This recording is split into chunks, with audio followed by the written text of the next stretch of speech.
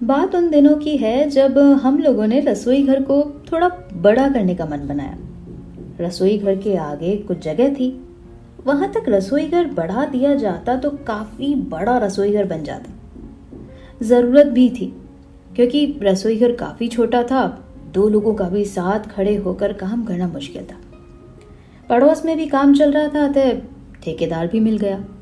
उसने अपने कुछ मिस्त्री इधर भी लगा दिए। उसी में एक मिस्त्री कुछ 30-35 साल का रहा होगा। वो कुछ ज्यादा मायूस सा नजर आता था, बिल्कुल चुपचाप काम में लगा रहता। वो दुबले पतले शरीर का एक कमजोर सा मजदूर था। एक दिन चाय देते वक्त मैंने ध्यान दिया कि वो सिगरेट पर सिगरेट फूके जा रहा था। उसके इस कृत्य पर गुस्सा भी आ रहा था कि इसे अपने बीवी बच्चों की जरा भी चिंता नहीं है। वो देखने में थोड़ा पढ़ा लिखा भी लग रहा था, क्योंकि वो रोज ही अखबार मांग कर पढ़ता था। मैडम, आज का अखबार आया है क्या? हाँ हाँ, अभी ला कर देती हूँ। वो रोज अखबार पढ़कर करीने से लगाकर वापस कर देता। मैं 3-4 बार चाय बनाकर कभी खुद ही तो कभी बच्चों के हाथों से भिजवा देती थी। वो अपने साथी के साथ बराबर काम पर लगा रहता।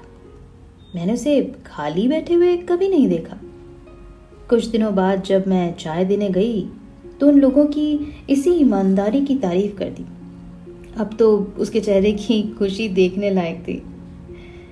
दीवार बनाते बनाते कहने लगा, मैडम, हम लोग हर जगह काम करते हैं, अपनी पूरी कारीगरी मकानों को सुंदर बनाने में लगा देते हैं, लेकिन अपना ही घर नहीं बना पाते।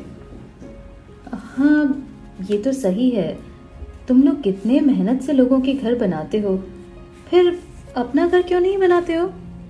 पैसा चाहिए मैडम, पैसा।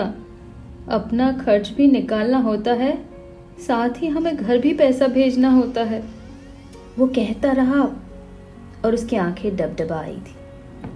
धीरे धीरे बातों ही बातों में पता लगा कि उसका नाम शंभू है। वो इंटर तक पढ़ाई भी कर चुका है। वो केरल के किसी गांव से आया है। घर में उसकी पत्नी और 2 बच्चे थे। बच्चे गांव में अपनी पढ़ाई कर रहे थे। उसके घर में माँ व पिताजी भी थे। इतना पढ़ने के बाद आगे की पढ़ाई नहीं की? मेरी जिज्ञासा बढ़ रही थी। नहीं मैडम, कुछ लड़कपन और कुछ घर की खराब आर्थिक स्थिति के कारण हम 2 दोस्त दिल्ली चले आए।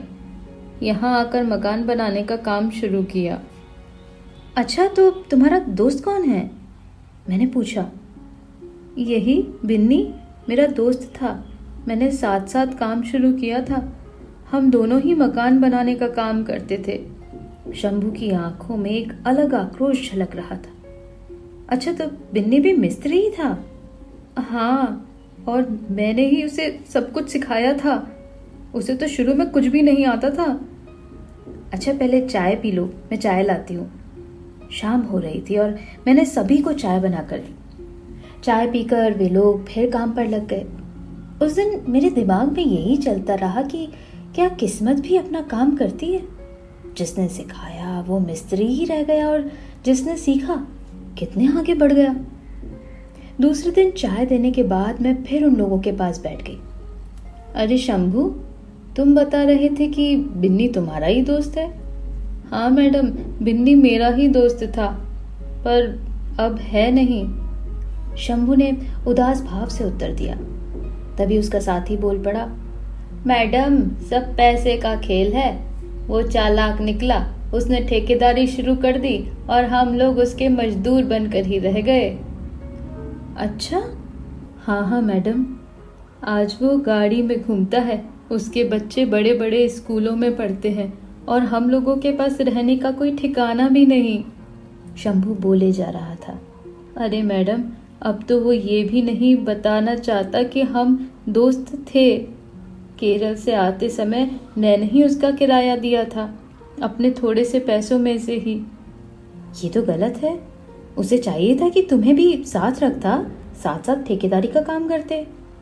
वाकई उसकी बातों में दम था।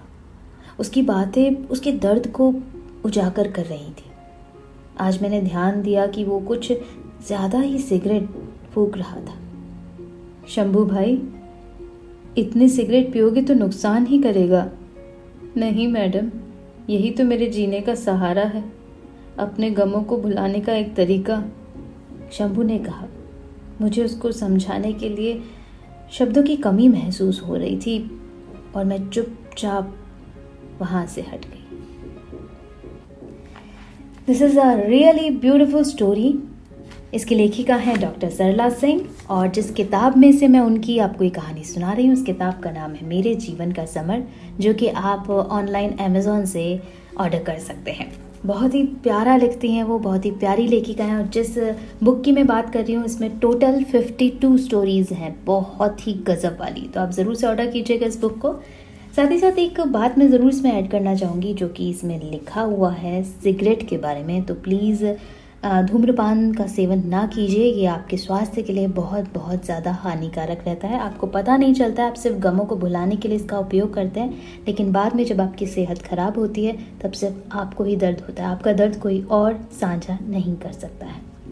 तो आप इसी तरह कहानियाँ सुनते रहिए और मैं आपको सुनाती रहूँगी।